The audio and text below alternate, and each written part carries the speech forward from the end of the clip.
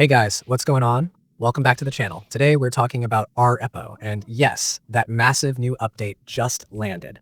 The devs are calling it the Monster Update, and it's v0.3.0. So if you've been away for a few weeks or you've been farming runs with your usual squad, things are going to feel very different the next time you load in. I'm going to walk you through what's new, what actually changes the flow of a run, and a bunch of practical tips you can use right away so you don't get shredded on your first night back. We'll cover enemies, mechanics, maps, valuables, balance tweaks, and generally how to play smarter under the new rules. And I'll keep it casual, like we're chatting in the lobby while someone insists they totally remembered to bring extra batteries.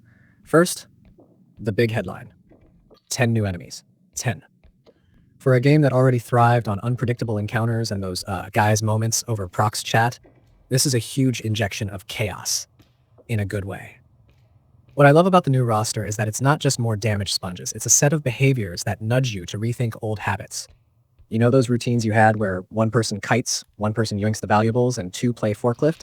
Those still work sometimes, but these new freaks pressure your spacing, your noise discipline, and your item handoffs in ways that are going to get exposed if you're sloppy. Think of it like the game widening its funnel. There are more ways for a run to go sideways, but also more opportunities to outsmart the map if your team adapts. Let's talk mechanics because this is where things get spicy. There's a new Death Head possession system that basically gives you agency after you're down. There's now a battery that recharges while you're dead, and you can spend that charge to possess your head, yes, your head, to interact with the living world. This is one of those features that sounds wild on paper, but actually solves a pain point. Late-run deaths used to feel like a hard spectate, a kind of purgatory while your buddies debate whether to pick up your body or cut losses. Now you've got a tool to still contribute, whether it's nudging a door, pinging attention, or coordinating a clutch save. It adds a layer to team risk calculus. A wipe isn't necessarily the end of info flow. Use that. If you're the one who went down, you're now the comms anchor with literal skin in the game. Well, skull. Another mechanical addition I'm genuinely into is what the notes call tumble grab.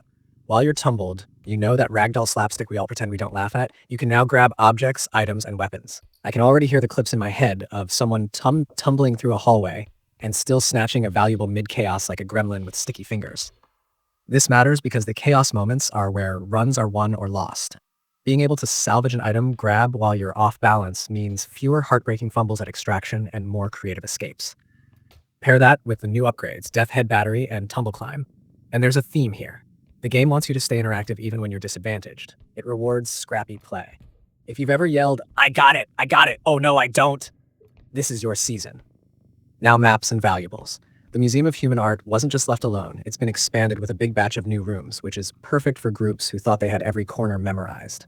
That certainty you had about safe corridors and reliable stash paths, gone. On top of that, Swiftbroom Academy got 24 new valuables, Headman Manor got 8, and Mechanic Station picked up 22. Translation, routes you thought were meh might become S tier if you know where to look, and your money runs should spread out a little so you're not headbutting other teams over the same 3 items every night.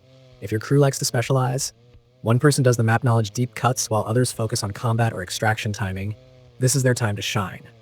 Have them run custom routes a few times and share callouts.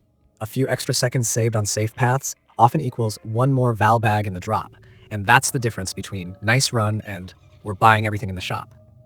And yes, it's not just content bloat, there are balance changes and fixes that smooth the minute-to-minute feel. Things like safer behavior around team wipes and a handful of UI and reticle tweaks were highlighted as being super helpful. The most impactful for most players is how the game reduces those awkward moments where the interface fights you, especially during map viewing or when you're switching focus under pressure. If your group has a designated navigator, the person with a borderline unhealthy relationship with the map, this actually makes their job calmer. It's less about wrestling the UI and more about calling plays. Small thing, big payoff. Big payoff when everyone's oxygen levels spike because they heard a growl behind a door. Speaking of callouts, strategy is evolving in a couple of neat ways. With the new enemies, noise becomes even more of a resource. Think of your footsteps, tosses, and doors like a limited currency you spend to control aggro. The clever teams will use intentional noise to herd threats into dead zones or bait them away from high-value routes, especially in the expanded museum. This is especially potent when combined with Tumble Grab. If you're the bait player and you get clipped into a tumble, your run isn't over. Grab something, keep moving, and let your squad finish the score. Consider assigning roles at the start that are flexible rather than rigid. Instead of saying you're always loot, you're always kite, try first contact decides. Whoever sees aggro first becomes kite, second nearest becomes support peel, and the other two turn into loot and extraction prep. The new update rewards that kind of elastic teamwork. Let me zero in on the psychological game, because R.E.P.O has always been as much about nerves as it is about mechanics. The 10 new enemies shake your confidence. You will misread silhouettes, you will assume an old pattern and get punished. That's normal. The fastest way to get back to winning is to rebuild your threat assessment toolkit. Set a goal with your group. During the first night back on each map, keep comms focused on identification and behavior. It's the one that reacts to light. It patrols short loops, it punishes door spam. That kind of quick tag helps burn in the new heuristics, so you're not wasting brain cycles in clutch moments. Also, don't be shy about safe testing. Trigger a behavior on purpose in a semi-controlled space so everyone sees the tell and the counter. The update practically invites those little science experiments. Map expansion also changes economy pacing. With more valuables and new rooms, your expected earnings per successful run should tick up if you're methodical. But there's a catch: time to learn. The first few sessions are slower because you're reacquainting yourself with routes. Be intentional about this. Run a knowledge night with cheaper loadouts. Make someone the recorder, mentally or literally, and mark reliable spawn clusters for the new valuables. Then, when it's payday night, you put those breadcrumbs to work. This is exactly the kind of loop R.E.P.O thrives on. Fail fast, learn faster, then flex that knowledge for clean profits. The patch notes and community breakdowns call out just how much content got shoveled in. It's not a reskin, it's a reconfiguration of the economy layer. Now, a fun aside that's been making headlines. There's a very cheeky interaction in the update that folks have been memeing about. Let's just say certain motions can be weaponized. It's one of those wink-nudge additions that the community is going to have a field day with.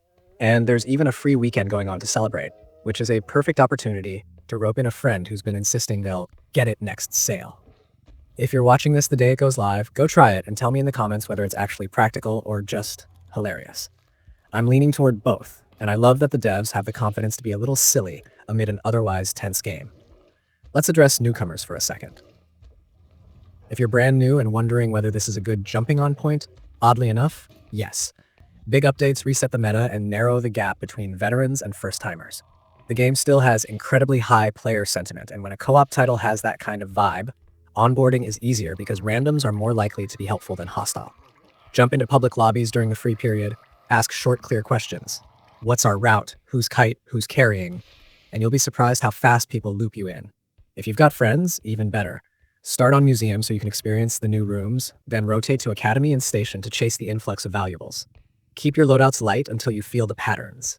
The game will reward patience way more than raw speed in your first hours. For returning players, here's a compact mental checklist before each run that matches the new patch reality. 1. Pick a caller and stick with them. Indecision is what gets you pinched by the new enemy patrols. 2.